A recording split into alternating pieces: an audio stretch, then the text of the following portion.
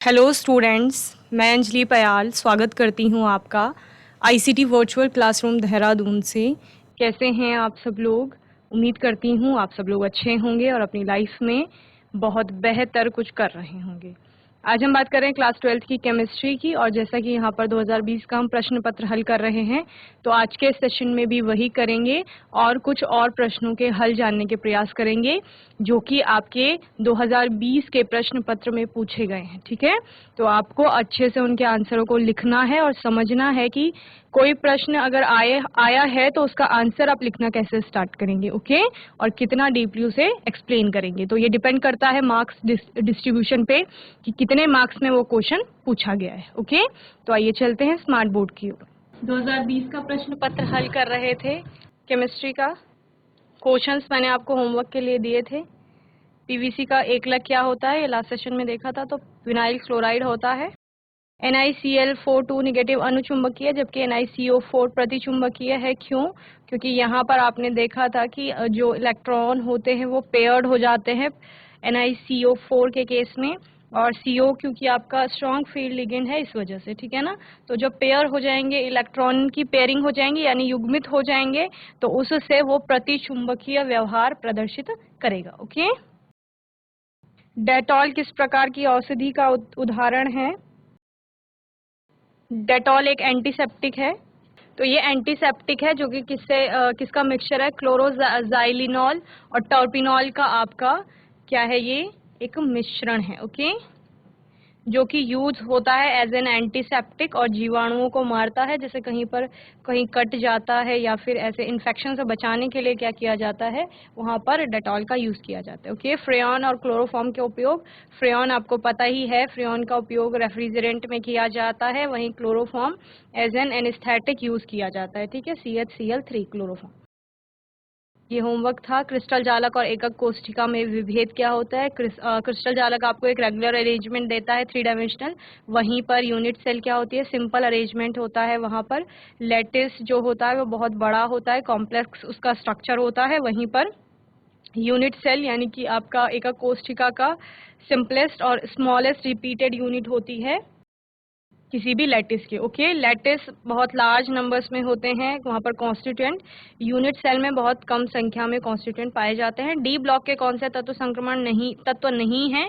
तो आपको पता है, जिंक हो गया, कैडमियम हो गया और मरकरी हो गया, ये आपके संक्रमण तत्वों में नहीं आते हैं। तो इनका कारण क्या है? क्योंकि वहाँ पर पूर्ण भरे हुए डी ऑर्बिटल्स हैं।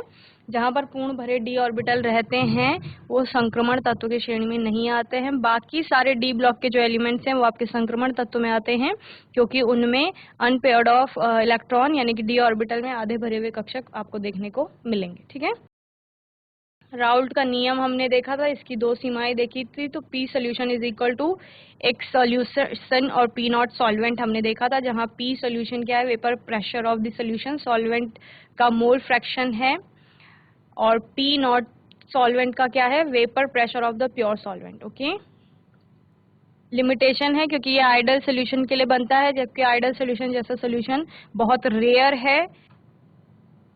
संयोजकता आबंध सिद्धांत को संक्षेप में समझाइए तो valence bond theory, electron in a molecule occupy atomic orbital. कोई भी इलेक्ट्रॉन जो किसी अणु में होगा वो क्या करता है? एटॉमिक ऑर्बिटल में रहता है, ऑक्यूपाई करता है, रेदर देन ना कि molecular orbital. The overlapping of atomic orbitals की जो ओवरलैपिंग होती है वो क्या रिजल्ट देती है? उसका परिणाम होता है कि वहां पर बॉन्ड फॉर्मेशन हो रहा है। ठीक है, केमिकल बॉन्ड फॉर्म होता है, and the electrons are localised in the bond region due to overlapping. ठीक है, और ओवरलैपिंग के कारण दोनों ही जो एटम हैं उनके बीच में इलेक्ट्रॉन लोकेलाइज्ड हो जाते हैं, वहां पर इलेक्ट्रॉन डेंसिटी बढ़ जाती है, ऐसे आप कहते हैं। और पोस्टुलेट क्या क्या है? कोवेलेंट बॉन्ड फॉर्म होते हैं जब 2 half filled valence orbital overlap करती हैं उसके बाद। ठीक है, और इलेक्ट्रॉन डेंसिटी जो होती है उन दोनों की बॉन्डिंग एटम के बीच में बढ़ जाती है, जो कि ओवरलैपिंग का रिजल्ट होता है। ठीक है, thereby increasing the stability of the resulting molecule. तो पूरा अणु जो बनेगा उसमें जो परमाणु की ओवरलैपिंग के कारण से वो मॉलिक्यूल क्या हो जाएगा? स्टेबल हो जाएगा। क्यों? क्योंकि दोनों की संयोजकता वहां पर पूर्ण हो रही है, जो भी एटम वहां पर जुड़े हुए हैं। सेकेंड क्या था, the presence of many unpaired electron in the valence shell of an atom enable it to form multiple bond with other atoms. The paired electron present in the valence shell do not take participate in the formation of chemical bonds as per the valence bond theory. ठीक है, क्या होता है, जितने भी unpaired electrons हैं वो सारे बॉन्डिंग में पार्टिसिपेट करते हैं जो कि वैलेंस शेल के होते हैं, जबकि वैलेंस शेल में जो पेयर्ड इलेक्ट्रॉन है वो बॉन्डिंग में किसी भी तरह से पार्टिसिपेट नहीं करते हैं या बॉन्ड फॉर्मेशन में पार्टिसिपेट नहीं करते हैं। थर्ड आपका था covalent chemical bond are directional होते हैं ये, साथ ही साथ क्या होता है इनमें, and also parallel to the region corresponding to the orbital. Atomic orbital के कॉरेस्पॉन्डिंग जो पैरेलल रीजन होता है, जो रीजन होता है उसके पैरेलल ये बनते हैं एंड दैट आर ओवरलैपिंग। ठीक है, sigma bonds and pi bond, दो प्रकार के बॉन्ड बनते हैं। सिग्मा आपका बनता है अलोंग द एक्सिस की ओवरलैपिंग से, और साइड वाइज ओवरलैपिंग से क्या बनता है, पाई बॉन्ड फॉर्म होता है। ये आप पहले भी पढ़ चुके थे। ठीक है, 16th क्वेश्चन है, पूर्तिरोधी और रोगाणुनाशी किस प्रकार से भिन्न है, यानी antiseptic differ from disinfectant. Name a substance which can be used as an antiseptic as well as disinfectant. Okay, ऐसे आपको एक ऐसे पदार्थ का उदाहरण दीजिए जिसे पूर्तिरोधी तथा रोगाणुनाशी दोनों प्रकार से क्या किया जा सकता है, यूज किया जा सकता है। ओके, चलिए एंटीसेप्टिक और डिसइंफेक्टेंट में डिफरेंस हम देखेंगे। Antiseptic is applied to the body, यानी स्किन पर अप्लाई किए जाते हैं, जबकि disinfectant are used on non living surface. जबकि जो डिसइंफेक्टेंट होते हैं यानी कि पूर्तिरोधी जिनको कहा जाता है, उनको नॉन लिविंग सरफेस पे यानी निर्जीव जो सतह होती हैं उन पर लगाया जाता है। और एंटीसेप्टिक, जैसे हमने डेटॉल का एग्जांपल देखा था, तो डेटॉल का हम क्या कर रहे थे, जीव मतलब हम सजीव है ना, तो हमारी स्किन के ऊपर हम उसको अप्लाई कर रहे थे। सेकंड क्या है, in a surgical setting for example a doctor will apply an antiseptic to the surgical site on a person's body. जब कोई सर्जरी होती है, कोई ऑपरेशन होता है, तो उस टाइम पर क्या होता है, डॉक्टर क्या करते हैं, जिस एरिया पे उनको ऑपरेट करना है उसको एंटीसेप्टिक से क्लीन करते हैं पहले। ठीक है, जिस पार्ट में सपोज हाथ की सर्जरी हो रही है, तो हाथ की जो स्किन होगी जहां पर उनको क्या करना है, ऑपरेट करना है या सर्जरी करनी है, तो उस एरिया को पहले वो एंटीसेप्टिक से क्लीन करेंगे, साफ करेंगे। तो वो पर्सन की बॉडी होती है। ठीक है, जो सर्जिकल साइट है उनकी, सर्जिकल साइट यानी बॉडी के जिस पार्ट में सर्जरी होनी है या ऑपरेट करना है जिस पार्ट को, तो वहां पर वो पहले स्किन को पूरा क्लीन करेंगे एंटीसेप्टिक से।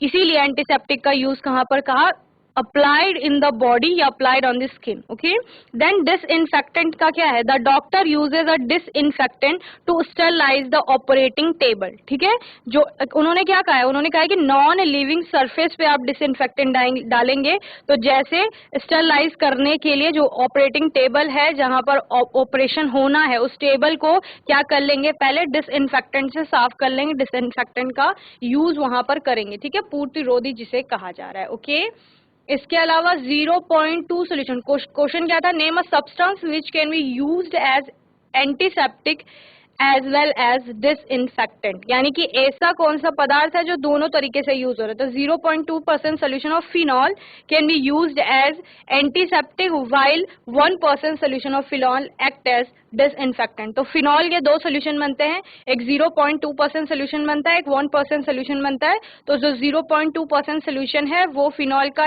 एंटीसेप्टिक यानी कि रोगाणुनाशी की तरह आपका पूर्तिरोधी की तरह काम करेगा, वहीं पर 1% सोल्यूशन फिनॉल का डिसइंफेक्टेंट की तरह काम करेगा। ओके, चलिए जल्दी से नोट करेंगे एंटीसेप्टिक और डिसइंफेक्टेंट में डिफरेंस, देन आगे बढ़ेंगे नेक्स्ट क्वेश्चन पे।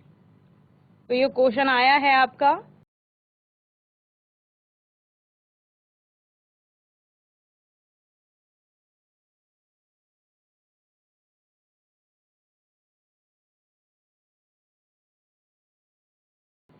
चलिए नेक्स्ट क्वेश्चन देखते हैं। नेक्स्ट क्वेश्चन है आपका, ये और में आया होगा इस ऑप्शन के साथ। ठीक है, निम्न को एक उदाहरण सहित समझाइए। आर्टिफिशियल स्वीटनर्स यानी कृत्रिम मधुरक जिन्हें कहा जाता है, और ख है आपका खाद्य परिरक्षक यानी फूड प्रिजर्वेटिव। ठीक है, तो आर्टिफिशियल स्वीटनर्स क्या होते हैं, ऐसे केमिकल्स होते हैं जिनको मीठा करने के लिए ऐड किया जाता है। ठीक है, तो वो केमिकल्स होते हैं। एक होती है नेचुरल स्वीटनिंग, यानी कि पहले से ही कोई जैसे फ्रूट है या कोई भी चीज है वो मीठी है, और एक ये है कि आप बाहर से कोई केमिकल मिला रहे हैं और फिर उसकी मिठास को बढ़ा रहे हैं, ठीक है। तो artificial sweeteners agents are chemicals that sweeten food, ऐसे केमिकल्स होते हैं, ऐसे रसायन होते हैं जो कि खाने को क्या कोई भी फूड आइटम है उसकी मिठास को बढ़ा देते हैं, ठीक है। आपने देखा होगा कोई भी जैसे खाने की चीज आ जैसे बिस्किट आ गया सिंपल, कोई पैक्ड जूस है, तो उसमें आर्टिफिशियल स्वीटनर वाला कॉलम भी रहता है, लिखा रहता है कि इतना स्वीटनर उसमें इतना % ऐड किया गया है। तो यानी ये वही स्वीटनर है जो उस फूड आइटम की मिठास को बढ़ा रहे हैं, ठीक है। However, unlike natural sweeteners, they do not add calories to our body. They do not harm the human body. Some artificial sweeteners are aspartame, saccharin, sucralose and ellatam. ठीक है, तो ये सारे क्या हैं आपके, ये सारे कृत्रिम मधुरक हैं, यानी कि आर्टिफिशियल स्वीटनर्स जिनको कहा जाता है, या स्वीटनिंग एजेंट जो होते हैं, ये क्या करते हैं, हार्मफुल नहीं होते हैं। जैसे कि आपका अनलाइक नेचुरल स्वीटनर्स की तरह they do not add calorie to our body, natural sweeteners जो होते हैं, और वहां पर क्या कह रहे हैं, आर्टिफिशियल स्वीटनर्स जो हैं वो क्या कर रहे हैं, they do not harm our body. Some artificial sweeteners are, यहाँ पे नाम दिए गए हैं, एस्पेरेटम हो गया, जैसे कि सेक्रिन है, सुक्रोलोज है, एलिटम हो गया है। तो ये सारे क्या हैं आपके आर्टिफिशियल स्वीटनिंग एजेंट है। ओके, चलिए नोट करिए जल्दी से कृत्रिम मधुरक के बारे में।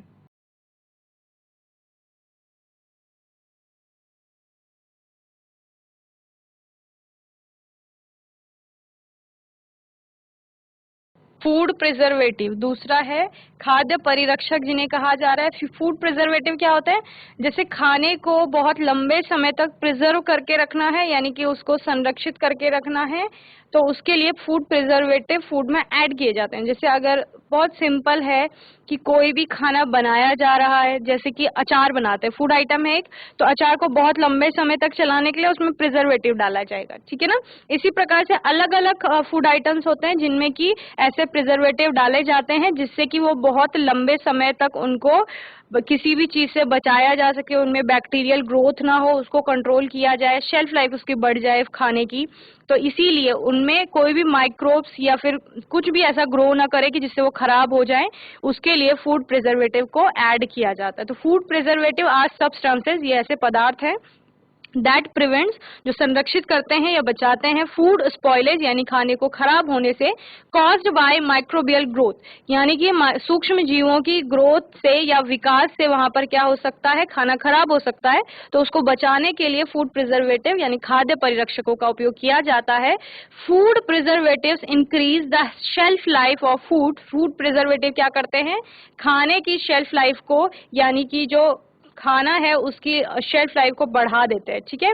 शेल्फ लाइफ क्या से क्या समझे, यानी कि अगर कोई खाना है जो 4 दिन तक चल सकता है, उसमें अगर फूड प्रिजर्वेटिव ऐड करेंगे तो 4 दिन से वो ज्यादा भी चल सकता है, ठीक है। या फिर फूड प्रिजर्वेटिव ऐसे फूड्स में, पैक्ड फूड होते हैं उनमें ऐड किए जाते हैं ताकि वो कई महीनों तक या साल भर तक आराम से उनको यूज किया जा सके, ठीक है। जैसे आपने बहुत सारे खाने वाली चीजें देखी है ना जिनको साल साल तक भी रख लिया जाता है बंद, तो वो कैसे, किस वजह से खराब नहीं होते, इन फूड प्रिजर्वेटिव की वजह से खराब नहीं होते। And help to control the growth of bacteria, और बैक्टीरिया की ग्रोथ को क्या करता है, ये कंट्रोल करता है, यानी बैक्टीरिया या कोई भी माइक्रोब्स वगैरह वहां पर है, जीवाणु को उत्पन्न नहीं होने दे रहा है, किसी सूक्ष्म जीव को वहां पर बनने नहीं दे रहा है। एग्जाम्पल ऑफ फूड प्रिजर्वेटिव, अब इसके एग्जाम्पल्स क्या क्या हैं, एग्जाम्पल है आपका शुगर, चीनी, टेबल सॉल्ट यानी कि जो साधारण नमक होता है आपका, vegetable oil, sodium benzoate, C6H5CONA are the most commonly use food preservative. ये क्या होते हैं, सबसे ज्यादा यूज होने वाले फूड प्रिजर्वेटिव है। Next, salt is use to suppress the growth of microbes in vegetables and meat. Salt क्या करता है, सप्रेस करता है ग्रोथ को किसी भी माइक्रोब के, किसी भी सूक्ष्म जीव को वहां पर ग्रो नहीं करने देता है, जैसे सब्जियों में डाला जाता है या मीट वाले जो प्रोडक्ट होते हैं उनमें। तो आपने कई बार देखा होगा कि कुछ सब्जियों को अगर बहुत समय तक चलाना है तो उनको क्या किया जाता है, वेजिटेबल किसी ऑयल में थोड़ा सा सॉटे करके फिर उसमें टेबल सॉल्ट डाल करके और फिर फ्रीजर में या डीप फ्रीजर में डाल दिया जाता है ताकि वो कुछ समय तक सेफ रह सके। तो वहां पर ऑयल, वेजिटेबल ऑयल जो है या फिर जो टेबल सॉल्ट है वो क्या कर रहा है, प्रिजर्व कर रहा है उसको, ठीक है। या आपने सिंपली जैसे मीठी कोई चीज देखी होगी, जैसे मुरब्बा बनता है, उसमें एक तो स्वीटनर्स की तरह को भी शुगर को ऐड किया जाता है, चीनी को, और दूसरा वो उसको एज अ प्रिजर्वेटिव भी वहां पर यूज हो रहा है, ओके। इसके अलावा सोडियम बेंजोएट हो गया, तो ये भी यही काम करता है। देन है sorbic acid and propanoic acid salts are used as preservative, ये भी किसकी भांति प्रिजर्वेटिव की तरह यूज में आते हैं, ओके। चलिए फूड प्रिजर्वेटिव नोट करेंगे जल्दी से। तो ये क्वेश्चन आपका आया है, इसमें कृत्रिम मधुरक के बारे में आपने लिखना था और दूसरा खाद्य परिरक्षक के बारे में लिखना था। तो सिंपली हम बताएंगे कृत्रिम मधुरक जो कि आर्टिफिशियल स्वीटनिंग एजेंट हैं, जो कि क्या कर रहे हैं, किसी भी फूड आइटम में मिठास को बढ़ा रहे हैं, ओके। और इसके एग्जाम्पल यहाँ पर आपने देख लिए हैं, ओके। दूसरा क्या था आपका, फूड प्रिजर्वेटिव था, जिसके बारे में आपने बता दिया कि खाद्य कोई भी आपका भोज्य पदार्थ है जिसको बहुत समय तक बचा के रखना है, तो उसमें आप फूड प्रिजर्वेटिव ऐड करेंगे, ओके।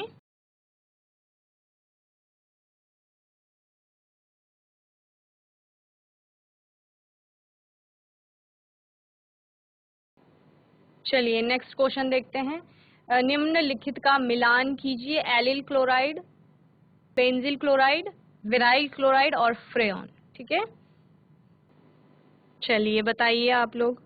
एलिल क्लोराइड, यहाँ पर आपको मिलान करना है, ठीक है ना, यानी एक साइड आपको नेम दिए गए हैं, दूसरी साइड केमिकल फॉर्मूला दिया है, तो वो आपको बताना है कि केमिकल फॉर्मूला क्या होता है उसका, ठीक है। क्लोराइड है तो क्लोरो ग्रुप उसमें होगा ही, तो यानी कि 1, 3 और 4 में से कुछ हो सकता है, ठीक है ना। 1, 3 और 4 में से कौन सा होगा बताइए।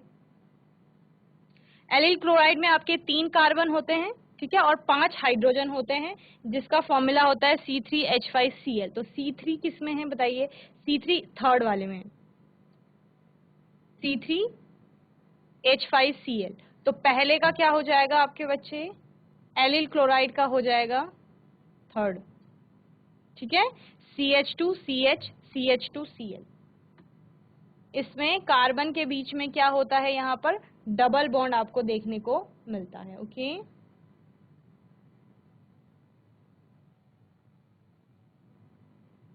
चलिए नेक्स्ट है आपका बेंजिल क्लोराइड। तो बेंजिल क्लोराइड कौन सा होगा, बेंजीन से तो आप समझते ही हैं।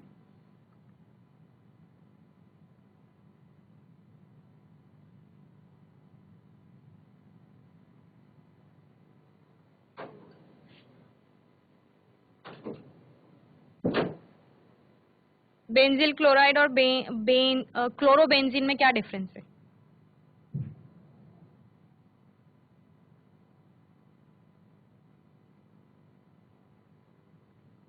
बेंजीन, जब आप बेंजिल क्लोराइड की बात करते हैं तो बेंजिल क्लोराइड में आपका बेंजीन के ऊपर CH2Cl ग्रुप होता है, ठीक है। और जब आप क्लोरोबेंजीन की बात करते हो तो क्लोरोबेंजीन में क्या होता है, बेंजीन रिंग पर डायरेक्ट Cl जुड़ी हुई होती है, ठीक है ना। हेलो एरिन्स में आपने पढ़ा है कि जब बेंजीन रिंग पर डायरेक्ट आपका कोई भी हेलो एटम जुड़ रहा है तो आप क्या उसको प्रोनाउंस करते हैं, हेलो और बेंजीन, ठीक है। हेलो यानी कि पहले आप उस हेलोजन एटम का नाम बोलते हो, तो क्लोरो ग्रुप जुड़ा हुआ है बेंजीन पे तो उसको क्लोरोबेंजीन बोलेंगे। यहाँ पर बेंजाइल क्लोराइड पूछा है चूंकि, तो क्लोरो ग्रुप तो होगा लेकिन वो डायरेक्ट बेंजीन से नहीं जुड़ा है, बल्कि बेंजीन रिंग से क्या हो रही है, बेंजिल क्लोराइड आपका फोर्थ हो जाएगा। बेंजीन रिंग आपकी ये है C6H5 और उस पे जुड़ा हुआ है CH2Cl, क्लियर है।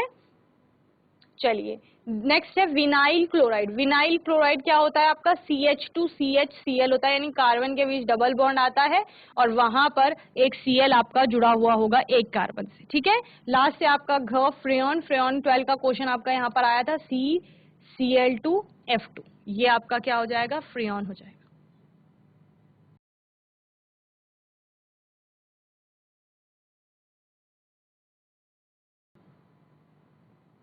एलिल क्लोराइड की बात कर रहे हैं सबसे पहले। एलिल क्लोराइड तो कार्बन डबल बॉन्ड कार्बन है, इस कार्बन से 2 हाइड्रोजन जुड़े हुए हैं, यहाँ पर एक Cl है और एक हाइड्रोजन है, क्लियर। ये फर्स्ट वाला है। दूसरा है आपका, ये आपका विनाइल क्लोराइड है, थर्ड वाला, ठीक है, ग विनाइल क्लोराइड, ओके। क आपका क्या था, एलिल क्लोराइड, ठीक है। एलिल क्लोराइड का क्या है, CH2 CH CH2 Cl।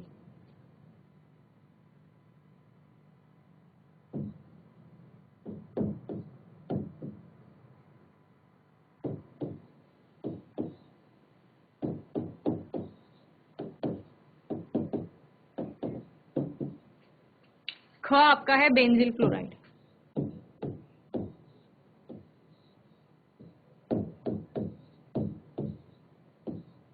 ये बेंजिल क्लोराइड होता है। और क्लोरोबेंजीन क्या होता है, क्लोरोबेंजीन होता है जब बेंजीन रिंग पर आपका डायरेक्ट Cl जुड़ा हुआ, ठीक है। बस इतना डिफरेंस है दोनों में। और क्या है, फ्रेयॉन।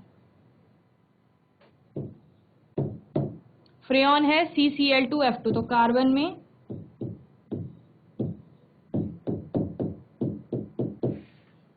इस प्रकार से जुड़े हुए होंगे चारों हेलोजन एटम, ओके।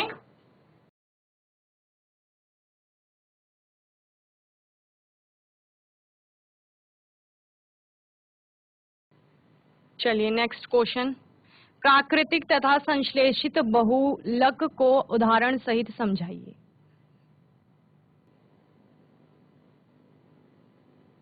तो प्राकृतिक चीजें कौन सी होती हैं, जो हमें प्रकृति से प्राप्त होती हैं, ठीक है ना। प्राकृतिक बहुलक कौन से हैं, नेचुरल पॉलीमर जिन्हें कहा जाता है। ऐसे पॉलीमर हैं जो प्रकृति में पौधों और जंतुओं से प्राप्त होते हैं, ठीक है ना। उन्हें प्राकृतिक बहुलक कहा जाता है। जैसे कि आपका रबड़ हो गया, स्टार्च हो गया, सेल्यूलोज, प्रोटीन, तो ये सारे नेचुरल पॉलीमर में आएंगे आपके। और संश्लेषित बहुलक कहा जा रहा है वे बहुलक जो प्रकृति में उपलब्ध नहीं है और जिन्हें प्रयोगशालाओं में तैयार किया जाता है, जैसे कि पॉलीथीन हो गया, PVC हो गया, टेफ्लॉन हो गया, बेकेलाइट हो गया, ठीक है। तो ये आपके कैसे हो जाएंगे, ये आपके संश्लेषित बहुलक हो जाएंगे, ओके। चलिए तो पहले बात करेंगे प्राकृतिक बहुलक की, जिसको नेचुरल पॉलीमर कहा जा रहा है, ठीक है। लिखिए वे बहुलक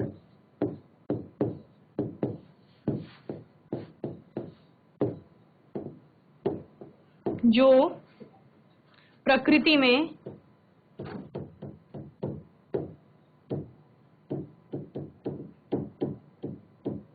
पौधों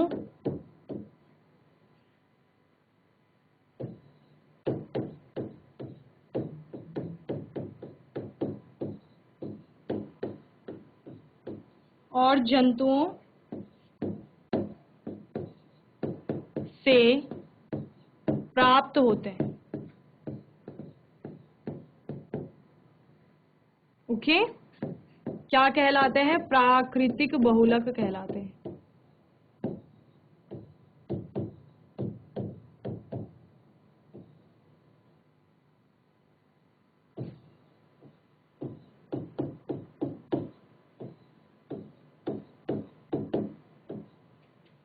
उदाहरण क्या क्या है, रबड़ हो गया, स्टार्च हो गया, सेल्यूलोज,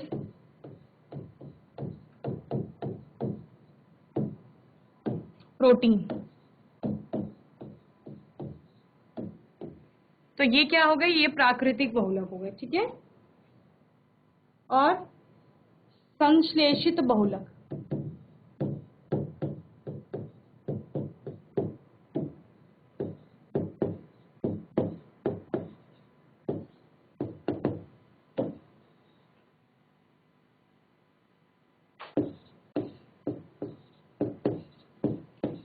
वे बहुलक जिन्हें क्या करेंगे,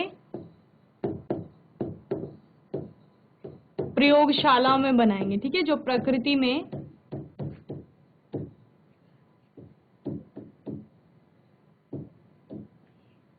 उपलब्ध नहीं है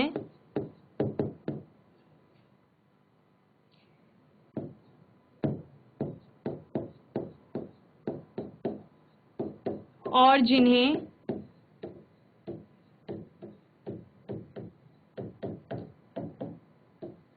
प्रयोगशाला में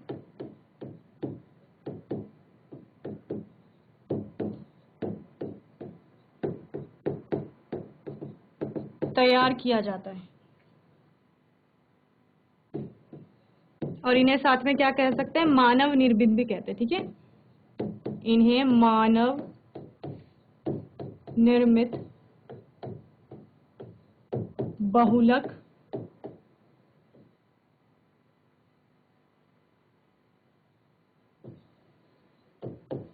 भी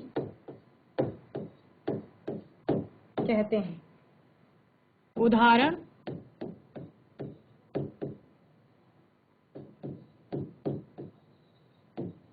पॉलीथीन,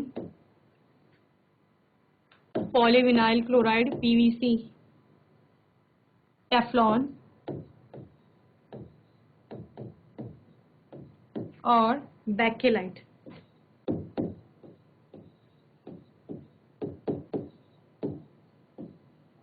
आदि। क्लियर है? चलिए, तो हम क्वेश्चन क्या था बच्चे, क्वेश्चन था प्राकृतिक तथा संश्लेषित बहुलक को उदाहरण सहित समझाइए। तो जैसे आपने रेशे पढ़े हैं, प्राकृतिक तथा संश्लेषित रेशे, बहुलक भी उसी प्रकार से हैं जो प्रकृति से मिल रहे हैं। प्रकृति में क्या है, पादप हैं और क्या है, जंतु है। तो जो पौधों और जंतुओं से मिल रहे हैं उनको प्राकृतिक बहुलक कहा जा रहा है, जिसमें कि आपका रबर हो गया, पेड़ से मिलता है, स्टार्च हो गया, सेल्यूलोज प्रोटीन हो गया। उसके अलावा संश्लेषित बहुलक क्या है, जिन्हें प्रयोगशालाओं में जिनका निर्माण हो रहा है, ठीक है, और प्रयोगशालाओं में निर्माण हो रहा है, मनुष्य के द्वारा हो रहा है, इसीलिए इसको मानव निर्मित भी कहा जा रहा है। उदाहरण के लिए पॉलीथीन प्रयोगशालाओं में बनती है, पीवीसी हो गया, पॉलीविनाइल क्लोराइड, टेफ्लॉन हो गया, बैकेलाइट हो गया, तो ये सारे क्या है, संश्लेषित बहुलक कहलाएंगे। ओके, तो चलिए जल्दी से क्वेश्चन नोट करेंगे, फिर आगे देखेंगे।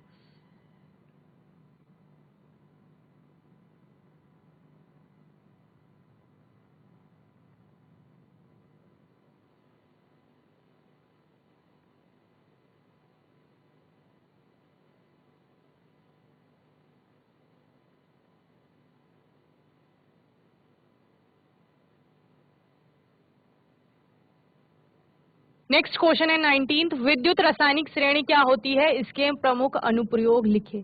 तो विद्युत रासायनिक श्रेणी के बारे में लिखते हैं, electrochemical series also sometimes refer to as activity series is a list that describe the arrangement of atoms in order to their increasing electrode potential value. The series has been established by measuring the potential of various electrodes versus standard hydrogen electrode. ठीक है, in electrochemical series, the electrodes, metals and non-metals in contact with their ions are arranged on the basis of the value of their standard reduction or oxidation potential. Standard electrode potential is obtained by measuring the voltage when the half cell is connected to the standard hydrogen electrode under standard condition. Okay. और इसके अनुप्रयोग पूछे तो oxidising and reducing strength जानने में electrochemical series help us to identify a good oxidising agent और reducing agent, help करता है कि किस प्रकार से कौन सा एजेंट एक अच्छा ऑक्सीडाइजिंग एजेंट है, यानी कि अच्छा ऑक्सीकारक है या अच्छा अपचारक है, ये जानने में। All the substance appearing on the top of the electrochemical series are a good oxidising agent, that is they have positive value of standard reduction potential, where as those appearing on the bottom of the electrochemical series are good reducing agent, that is they have a negative value of standard reduction potential. For example, F2 electrode with the standard reduction potential value of plus 2.87 is a strong oxidizing agent at, and Li plus with a standard reduction potential value of minus 3.05 volts is a strong reducing agent. क्या कह रहे हैं, जिनका positive में value ज्यादा आ रहा है वो क्या है, अच्छे ऑक्सीडाइजिंग एजेंट है, और जिनका निगेटिव में वैल्यू आ रहा है वो कैसे हैं, अच्छे रिड्यूसिंग एजेंट हैं। और दूसरा अनुप्रयोग इसका क्या है, predicting the product of electrolysis, यानी वैद्युत अपघटन होगा तो उसका प्रोडक्ट क्या बनेगा, ये प्रिडिक्ट करने में आपका जो इलेक्ट्रोकेमिकल सीरीज है वो अच्छा योगदान देती है। ओके, चलिए नोट करिए।